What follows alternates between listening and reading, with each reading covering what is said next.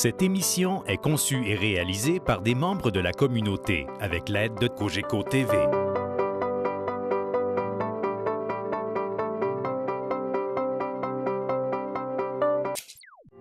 Cette émission vous est présentée en partenariat avec la Société d'histoire du Lac-Saint-Jean, qui se préoccupe de rendre accessibles les éléments de notre patrimoine qui ont façonné l'histoire de la région et la vie quotidienne de ses habitants, ainsi qu'avec la participation financière de la résidence funéraire Lac-Saint-Jean, propriété exclusive des gens du milieu, qui accompagne et soutient les familles endeuillées depuis plus de 3 décennies avec respect et compassion. Ici Mélissa Raté, bienvenue à nos bâtisseurs. Notre invité est retraité de l'enseignement en éducation physique. C'est lors d'un cours à l'université qu'il fut initié à la lutte. Il est aussi de ceux qui ont travaillé très fort pour l'obtention du championnat du monde cadet de lutte libre et gréco-romaine qui s'est déroulé du 1er au 6 juillet 1991. Une vingtaine de pays étaient représentés à Alma. Aujourd'hui, M. Léonce Gilbert.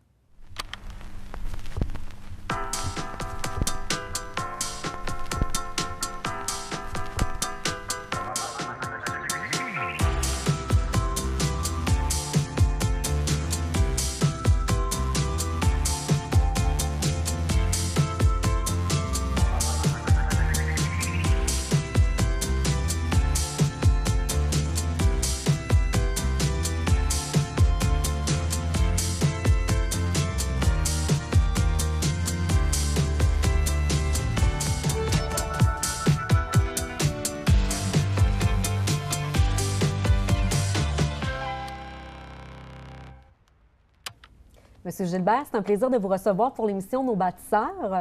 Moi aussi, je vous remercie.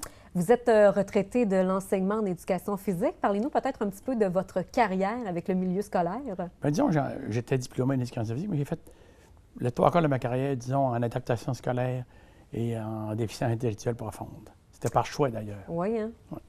À l'université, vous avez été initié à la lutte. Vous avez eu un coup de cœur pour cette discipline. Pourquoi? Mais disons qu'on était initiés, c'était des cours obligatoires. Nous avions lutte 1, lutte 2, lutte 3, qu'ils appelaient dans ce temps-là. Et vraiment, j'ai pris le goût à ce sport-là, parce que c'est le plus vieux sport. On se souvient que c'était dans le temps de l'Empire romain, le Forum de Rome. Et puis aussi, surtout par l'historique de la lutte olympique qui me fascinait beaucoup. En 83, il y a eu les Jeux du Canada qui se sont déroulés dans la région. Peu de temps après, on a décidé de créer un club de lutte ici, chez nous. Parlez-nous de sa création, de sa fondation. Juste un petit retour aux Jeux du Canada, parce que c'était présenté dans les gymnases de l'école Pavillon Bois-Dufault, et puis ça avait rapporté un succès extraordinaire. Puis suite à ça, la Fédération de lutte olympique du Québec nous a demandé de fonder un club de lutte ici à Alma. Et puis c'est ce qui a été fait à l'automne 1983.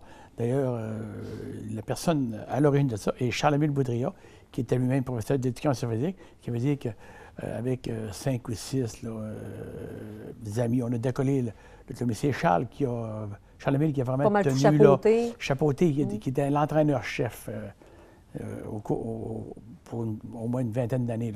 Puis il y avait quand même eu un engouement, justement, après la création de ce club-là ici. Hein? Oui, c'est ça. Et puis là, on a fait les championnats provinciaux en 1985.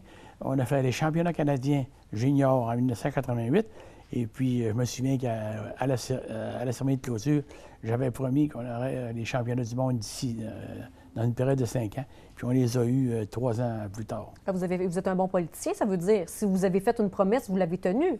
Bon, il y a plusieurs circonstances. On s'était présenté en 1987. Nous étions allés avec M. Chevet Boudria et son époux. Nous étions allés à l'Assemblée générale annuelle de la FILA, la Fédération internationale de lutte amateur, à Clermont-Ferrand, en France, lors d'un championnat du monde senior. Et c'était le 75e anniversaire, d'ailleurs, de la FILA. Et puis, on avait posé notre candidature, mais on n'avait pas été retenu. On s'était fait battre par la Turquie. On était pas tout à fait, je pense qu'on connaissait. On n'était pas assez politisé encore. Mais l'année d'après, on a eu la chance. J'ai été accompagné à ce moment-là de M. Pierre Bourdeau, qui était directeur du service de loisirs de la ville. Oui. On s'est présenté, on est allé à Séoul, aux Jeux olympiques. Et puis, à l'Assemblée générale annuelle et au Congrès de la FILA, on a présenté notre candidature, mais là, on s'était préparé. On avait vraiment rencontré et communiqué avec parce qu'il était 60, je pense qu'il était 70 délégués, et puis au Congrès. Et puis, on avait vraiment, comme on dit, mis nos pions. Et puis, pendant 2 ou 3 fois auparavant, l'année de 87 à 88, oui, j'avais rencontré M. Milan Ercegan, qui était un Yougoslave, qui était le président international de la lutte. Et puis, j'étais devenu très ami avec. Et ce qui veut dire que dans ce temps-là, c'est ça qu'il faut faire. Hein? Oui, hein? Oui, oui. Et là, il y avait une condition, par contre, pour obtenir le championnat du monde cadet de lutte libre gréco-romaine. Oui, je vois que vous aviez fait vos devoirs. Oui, absolument. Oui, lorsqu'on nous a octroyé les championnats du monde de lutte olympique, de style libre et style gréco-romaine de cadets de 15-16 ans, on nous demandait d'organiser en même temps le Festival international junior de lutte olympique. C'est plus de monde encore, parce que pour les championnats, le championnat du monde, on a eu 27 pays, je crois. Et puis pour le Festival cadet, on a eu, je pense, c'est 43 États américains, toutes les provinces canadiennes, pour un total d'environ, je pense qu'on était 740 athlètes, je crois. Hey, ça en fait du monde. C'est assez dépaysant pour le comité organisateur quand toutes ces délégations débarquent. Ça a été quoi pour le comité organisateur, toute cette belle logistique-là à partir du... je vous vois souffler. Ça a été quand même 2 gros événements à tenir à bout de bras. Là. À bout de bras, et puis c'est vrai qu'on a eu 2 ans de préparation, 2 ans et demi de préparation. Mais qui ont été nécessaires. Hein? Nécessaires, et puis c'était... moi, je me souviens, ce qui m'a fasciné le plus, à part les combats, bien sûr, c'est lorsque nous arrivions à la cafétéria du pavillon Bois-du-Faux le matin, puis qu'on voyait les athlètes de toute nationalité qui arrivaient. Puis là, il y avait des menus cachets, ou je ne sais pas, là, pas de viande, puis c'était toutes des choses spéciales, mais c'était vraiment, c'était bien préparé, on était vraiment contents, et puis ça a été un succès sur toute la ligne. Sauf peut-être un petit peu là, au niveau de la participation des spectateurs, je pense que c'est la seule semaine qui a fait beau depuis 50 ans, c'était là. Hein? Ça a tombé en même temps. C'est ça, oui. On a parlé évidemment de logistique, nourriture et tout ça. Au niveau du transport, parce que là, il y avait peu d'avions qui atterrissaient à Alma. Comment on faisait pour aller chercher ces athlètes-là, les amener? Il n'y avait personne qui arrivait à Alma, sauf quelques-uns. Ouais. La plupart des gens arrivaient à Bagotville, mais la majorité arrivait à Québec. À Québec. Certains à Dorval. Puis il y avait un système d'autobus nolisés qui allaient les chercher, puis qu'ils ont ramené le dimanche, le 6 ou le 7 juillet. Et là, tout ce beau monde-là dormait où? Tous les hôtels étaient pris. Alma, et puis à Jonquière, on allait jusqu'à Métabetchouan. Et puis, il fallait que ce soit bien coordonné. Parce qu'il y en a qui venaient pour une certaine période, puis partaient, qu'on pouvait, il y a des chambres qui pouvaient servir 2 fois. Mais c'était toute une logistique. Le comité de logement et puis l'alimentation a travaillé très, très fort dans ça pour tout bien coordonner ça. Parce que ça s'est quand même déroulé sur plusieurs jours quand même. Tu sais, vous l'avez mentionné, ça a été quand même un travail qui s'est échelonné sur 2 ans avant d'en arriver à présenter cet événement-là. Le comité organisateur, vous étiez comment là-dedans? Combien? Je pense que nous étions 12. Et puis, mais on a eu la collaboration extraordinaire de Ville d'Alma et de la Commission scolaire du Lac-Saint-Jean. Ouais. C'était nos 2 organismes qui nous ont chapeautés, qui nous ont appuyés, puis qui nous ont soutenu financièrement aussi. Parce qu'il faut se souvenir qu'en les années 90-91, le financement était très difficile. Les commanditaires étaient... il y avait une crise économique, il ne faut pas se le cacher. Ce qui veut dire que les commanditaires étaient difficiles à aller chercher. On s'en est bien sorti financièrement, mais ça a été difficile d'aller chercher des gros commanditaires. J'imagine que ça a été des belles retombées économiques pour, oui, le Lac-Saint-Jean. On a parlé évidemment des hôtels, mais ça dépassait largement le Lac-Saint-Jean, même au Saguenay, tout ça. Ah oui, c'était des bonnes retombées économiques. Je me souviens plus on avait fait des études sur ça, mais je me souviens plus ça fait déjà 26 ans. Hein? Oui, déjà. Hein? Ça fait 26 ans bientôt, là. Est-ce que vous avez quelques petites anecdotes à nous raconter? Parce que je sais que vous avez dû en voir passer pendant ces quelques jours de compétition. Entre autres, une délégation japonaise qui a décidé de magasiner à Alma. Là. Moi, je me souviens, puis il avait vidé une boutique. Je ne sais plus quelle boutique qu'ils avaient vidée, là, mais je pense que c'est une boutique de photographie, je crois. Okay. Puis il est allé dans une autre boutique, il avait tout acheté les souvenirs qu'il y avait. Puis à côté, tu avais des délégations qui étaient très pauvres. Oui. Mais il y en a même qui a fallu qu'on paie une partie du voyage. Je me souviens de ça. Là. Oui? Oui, sinon, il ne serait pas... Il fallait les aider. Bon, mais avec le gouvernement du Canada, via différents programmes, on avait réussi à les faire venir. Est-ce que vous avez fait quelques nuits blanches? Plusieurs nuits blanches. Hein. Oui, hein? Oui, mais c'est plaisant parce qu'on était sur l'adrénaline extraordinaire. Hein. Puis tous les membres du comité organisateur qui étaient là et du conseil d'administration travaillaient tellement fort, ils étaient dévoués à la tâche. Puis on avait fait les Jeux du Canada, on avait fait les championnats provinciaux, nous avions fait les championnats canadiens. C'était pas mal, comme on dit en bon français, toute la même gang. La gang de malades, là. Oui. Puis il y avait des hommes, il y avait des femmes aussi dans ça, parce que ça prend une petite touche féminine pour penser à ce que nous, on ne pense pas. Est-ce que... Puis on avait des hôtesses, c'était... parce que la lutte olympique n'est pas réputée pour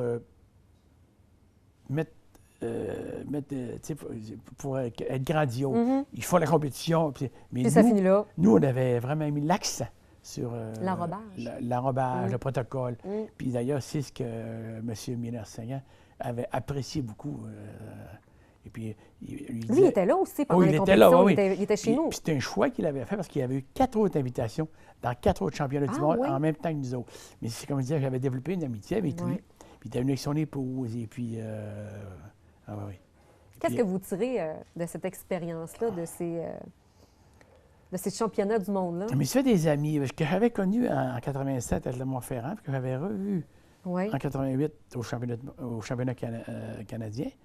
Et puis, aussi, c'est des gens, j'avais vu aussi, on est allé au championnat du monde de lutte à Warrensburg, aux États-Unis. Et puis, on les a vus, ils avaient eu 3-4 fois ce qu'ils veulent. On a développé des bonnes amitiés qui ont duré pendant des années. Maintenant, ces gens-là étaient plus vieux que moi, fait que je suis malin qu'ils nous ont quittés, là.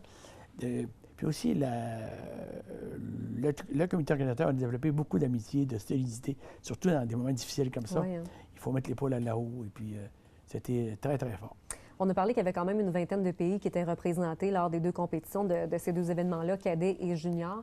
Est-ce qu'il y a des athlètes qui vous ont marqué ou des délégations qui se sont plus démarquées? Oui, mais je ne me souviens pas. Tu as raison de me poser ces questions-là il y a un mois. J'aurais fait des recherches. Là. C'est quand même assez exceptionnel de voir.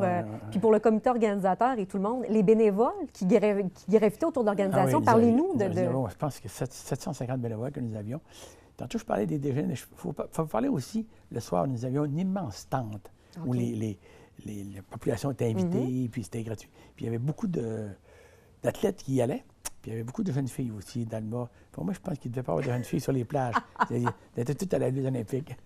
Mais c'est quand même toute une organisation, justement, pour leur faire des activités aussi, puis pour leur... Parce qu'au-delà des compétitions, ils ont d'autres choses. Quand même élaboré de la langue, d'ailleurs. Oui. Les Français, puis les Suédois et tout ça, ils parlent français. Est-ce qu'il y a des athlètes qui étaient parrainés avec des familles d'ici? Bien, les délégations étaient parrainées des familles d'ici. Puis d'ailleurs, on avait trouvé des gens qui parlaient de toutes les langues. On avait des Chinois qui parrainaient, on avait des Japonais qui parlaient le japonais. Oui, exactement. Je termine là-dessus. Quel a été votre plus beau souvenir de ce championnat du monde-là? Un événement ou quelque chose qui vous a... Je pense que c'est le banquet de clôture. Parce que je fais encore le trémolo. Oui. C'était... là, on disait, on a réussi. Mission accomplie. Oui. Puis, elle me souvient, on disait, tiens, c'était tassé, on était à la cafétéria du World Food, puis il fallait... Il y avait des tables à l'extérieur, on était au-dessus de 800. Ce qui veut dire qu'il y avait beaucoup de monde. Et puis, je me souviens de l'immense gâteau que la pâtisserie de Serre avait fait. Là, mais je pense que c'est la cérémonie d'ouverture, mais aussi le split de clôture qui... là, on disait, hop, c'est terminé. Comme moi, ça est venu me chercher beaucoup. M. Gilbert, ça a été un plaisir. Merci beaucoup de nous avoir partagé ces beaux souvenirs-là. En tout cas, pour ceux et celles qui ne l'ont peut-être pas vécu comme moi, ça m'a permis, évidemment, d'en apprendre davantage. Ça a été un plaisir. Merci beaucoup. Merci beaucoup à Cogeco et merci beaucoup à la Maison du Bâtisseur.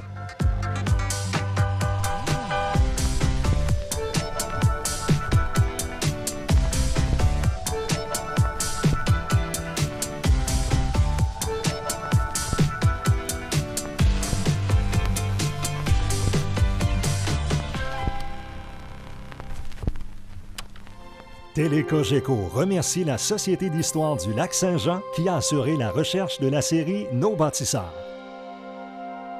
De même que la résidence funéraire Lac-Saint-Jean pour sa contribution financière.